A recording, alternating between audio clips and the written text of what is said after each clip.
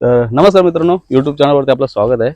मी सर्पमित्र प्रथमेश होळी. मित्रांनो, एक असा साप आहे की ज्याला लोक माण्यार समजून आपल्या गावा ठिकाणी किंवा शहरी ठिकाणी त्याला मारतात. तर बिनविषारी जातीचा साप आहे मित्रांनो, कावड्या म्हणून.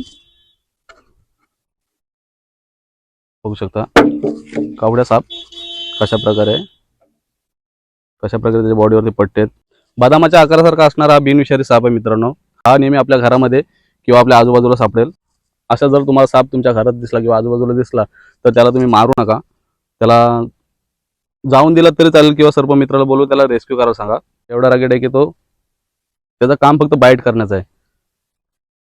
भिंतीवरती राहणारा साप आहे मित्रांनो.